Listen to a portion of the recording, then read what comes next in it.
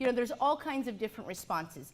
Everything from people who have not even heard about the Common Core or what it is, to people who say, oh, yeah, we did that last year. We're done.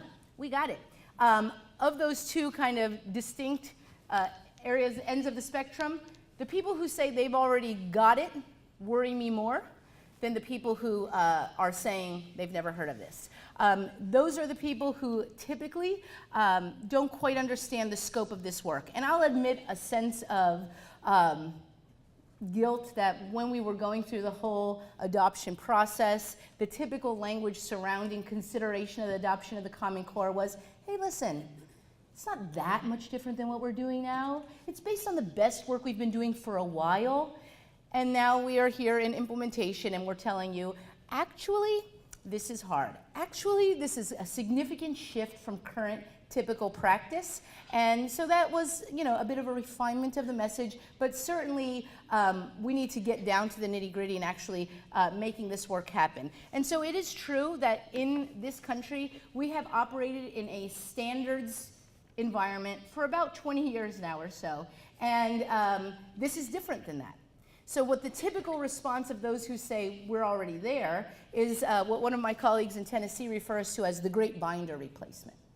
We took the Illinois state standards off the shelf, we put these standards on the shelf. Instead of numbers before letters, we have letters before numbers, and it's just a new tagging system.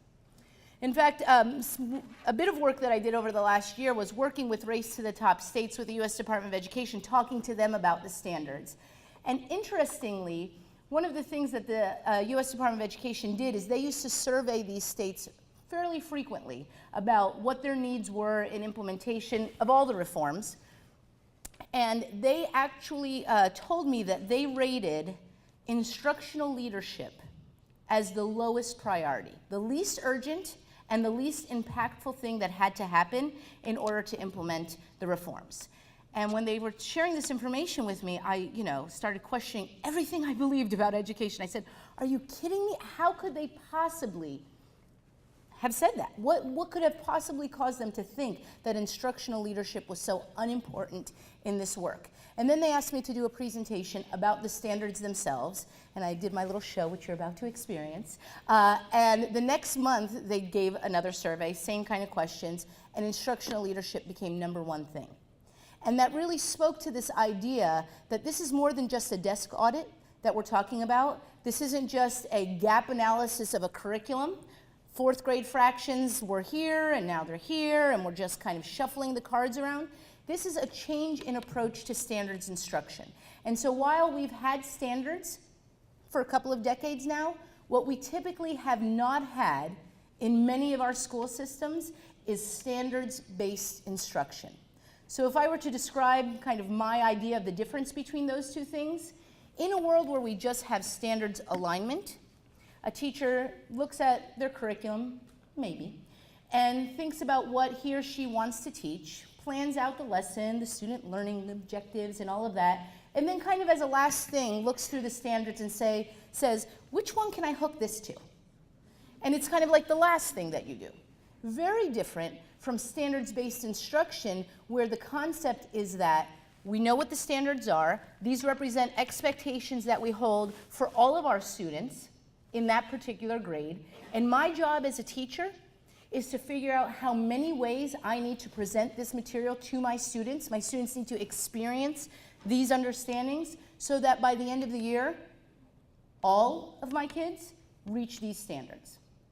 And so it is true that these are minimum expectations. I mean, it's kind of interesting to say that when we talk about raising expectations. This is the new minimum. It is not intended to be a maximum, but it is in fact intended to drive instruction rather than just a secondary thought of what we're aligning to. And why we can start having this conversation now, and perhaps why it didn't happen in the previous era of standards beforehand, had a lot to do with those standards themselves. And so most of us are aware that typical state standards that preceded the Common Core were excessively long. So someone once did an analysis of the California state standards and said, if a teacher decided to teach all the standards in California, it would take 33 years. I imagine, my own state of New Jersey, probably similar. I'm sure similar in Illinois as well. So by design, you can't start off your school year saying, okay, what's on my plate? What is my agenda to teach this year? You right away have to make some choices. Within that long list of standards, another problem that we had is that many of the standards were very vague.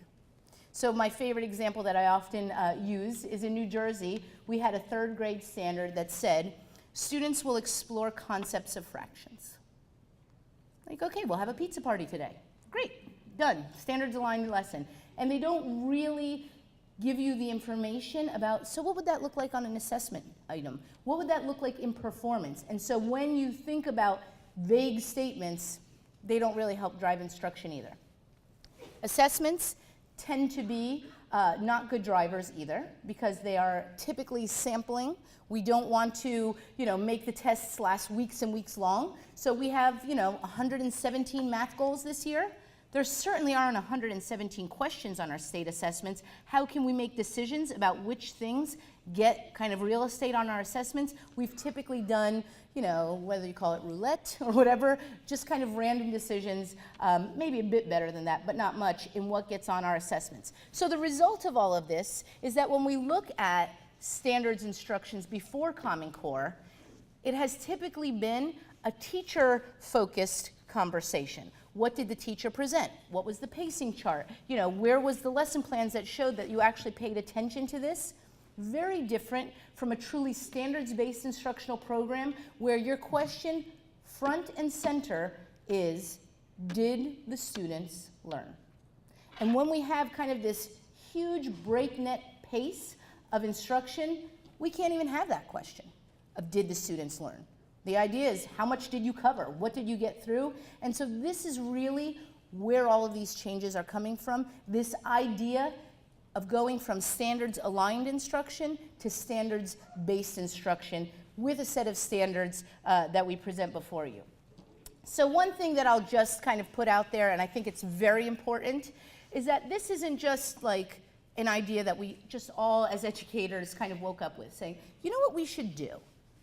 We should prepare our kids. Like, that's a good idea. Why didn't somebody tell me that before? So this comes after a lot of hard work, a lot of good intention, and so it is typical that when I speak to groups of educators that they are very eager to tell me everything they've been doing.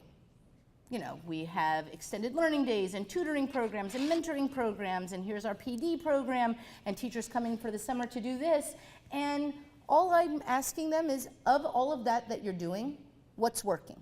And that tends to be a pretty disarming question in education circles because we don't take the time to look at the results of our work. So we have implemented standards for over 20 years in this country, but they themselves, the existence of those standards did not do much to make impact on student achievement. When we look at all of that hard work, we continue to have significant gaps in achievement, as well as significant gaps in expectations. So for example, in my state of New Jersey, when we start off with a set of standards that are way too long, I know from talking to students, talking to parents, looking at what's going on in the schools, that there are some schools in New Jersey that work on this set of standards. There are other schools in New Jersey that have their kids working at this set of standards. They're both working on the standards, but we continue, even though the whole purpose of standards was to say, what we continue to say now, shouldn't matter what your zip code is, when you have a list of standards too long, we continue to have those kinds of gaps. Despite doubling or even tripling the investment in education over the past 40 years, despite a significant decrease in class size over 40 years, a significant infusion of research-based practice over 40 years, we have another indicator of data, which is our National Assessment of Education Progress.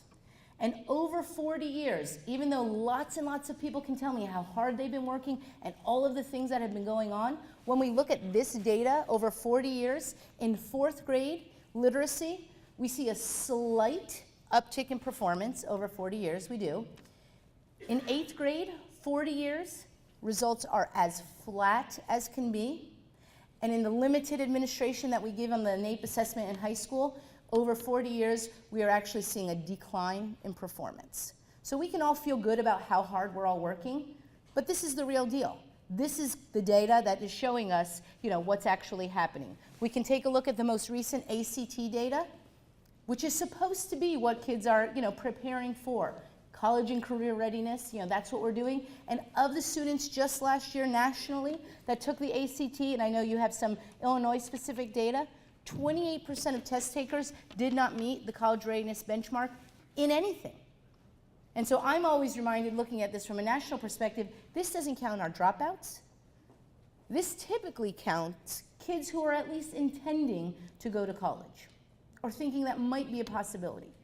It's pretty sobering. And as we all kind of rally the troops around every kid going to college, we have sobering data about remediation rates. So how many of our students graduate, earn a diploma, get credits, pass their courses, enter a college, only to find out that they do not have the knowledge and skills that will even earn them into a credit-bearing course. And so it's one thing to send a kid to college, but quite a different thing to prepare them to be successful in college. And so that's really kind of the rallying cry that kind of reminds us that it's not enough just to work hard. We really need to figure out what it is that we should be working at. So what makes these standards